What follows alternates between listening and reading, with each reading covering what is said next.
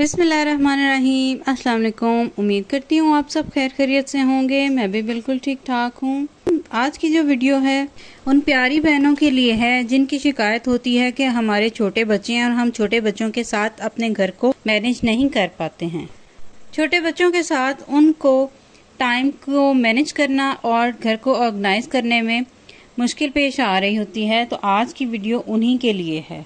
तो मेरी वीडियो को एंड तक लाजमी देखिएगा। सबसे पहले तो मैं आप लोगों को एक बात क्लियर कर दूं कि कभी भी कोई भी इस दुनिया में कोई भी इंसान परफेक्ट नहीं होता, मुझ समेत। बहुत सी लड़कियां ऐसी होती हैं जिनको नई नई शादी होती है और उनको शादी के बाद सिर्फ एक चाय का कप बनाना आता है, इसके अलावा और कुछ भी नहीं करना आता।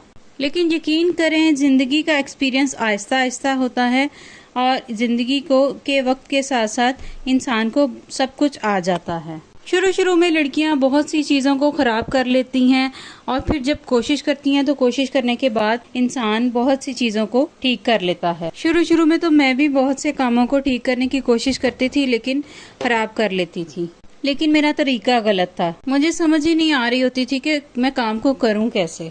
जैसा कि मैंने कपड़े धोने होते थे तो मैं ये सोचकर छोड़ देती थी कि मैं कल धो लूंगी, परसों धो लूंगी, और इसी तरह वो बहुत ज्यादा हो जाते थे। और इसी तरह जब मैं बहुत सारे काम गलत करती थी तो फिर मैं रात को अगले दिन के काम प्लान कर लेती थी और सोचती थी कि मैं सुबह उठ के मैं सारी अलमारियां भी सेट कर लूंगी, कपड़े भी धो लूंगी, कपड़े प्रेस भी कर लूंगी और सब कुछ ऑर्गेनाइज कर लूंगी। जब मैं सुबह उठती थी और सोचती थी कि ये तो बहुत ज्यादा काम बन गया है, तो मैं सोचती थी कि आई कांट डू दिस, इतना ढेर सारा काम तो मैं कर ही नहीं सकती एक ही दफा में। फिर आहिस्ता आहिस्ता मुझे समझ आने लगी कि मेरी अम्मी किस तरह से घर को ऑर्गेनाइज करती थी, किस तरह से टाइम को मैनेज करती थी, किस तरह से घर के कामों को मैनेज करती थी और फारिग टाइम भी निकाल लेती थी, बच्चों को भी देख लेती थी, सारे घर के कामों को भी टाइम पर कंप्लीट कर लेती थी। तो फिर मैंने सोचा कि अम्मी तो सुबह सवेरे उठती थी और मैं सुबह सोई रहती थी। सुबह सवेरे उठना जो है ना, सेहत के लिए बहुत अच्छा होता है। सारे जो सुबह सुबह काम कर लें वो सारा दिन के लिए इजी हो जाता है और उसको डिप्रेशन भी नहीं रहता कामों का। छोटे बच्चे जब होते हैं शादी के बाद तो फिर जाहिर बात है आपकी नींद भी पूरी नहीं होती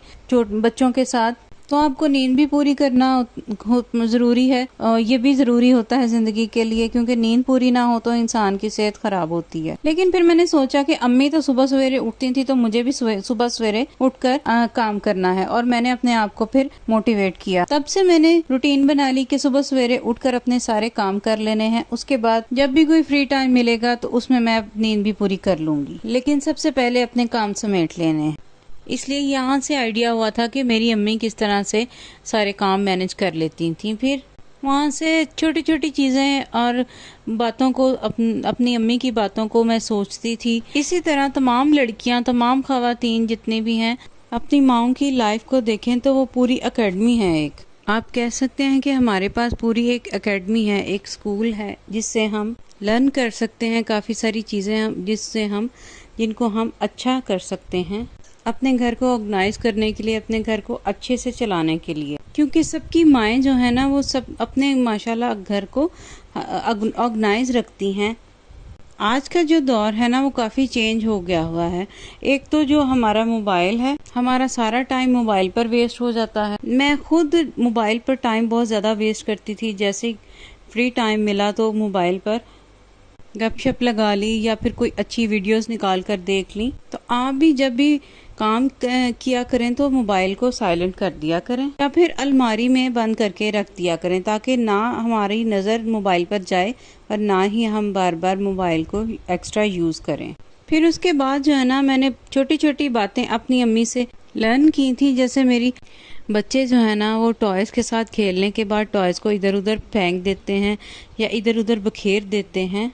तो एक दफ़ा मेरी अम्मी मेरे घर आई और उन्होंने मेरे बच्चों को कहा कि बास्केट में सारे अपने टॉयज़ समेटो, और बच्चे जो है ना खेलते खेलते ही ना बास्केट में सारे टॉयज़ डाल देते थे।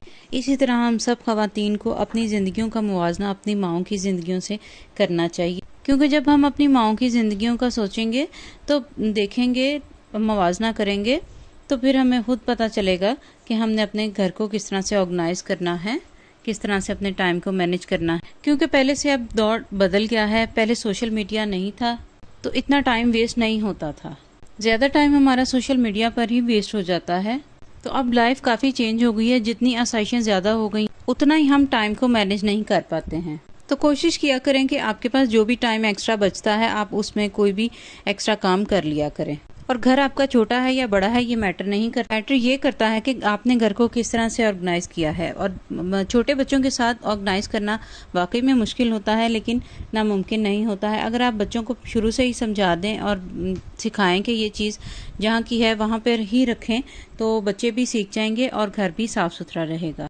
मेरी वीडियो पसंद आई हो तो लाजमी लाइक कीजिएगा, मेरे चैनल को सब्सक्राइब करना मत भूलिएगा। अल्लाह पाक हम सब की परेशानियां और तंगियां दूर करे, हम सब पर अपनी खास रहमत नाजिल फरमाए और बीमारों को सेहत का अमला अता फरमाए। इसके साथ ही मुझे भी दुआ में याद रखिएगा। अल्लाह हाफिज़।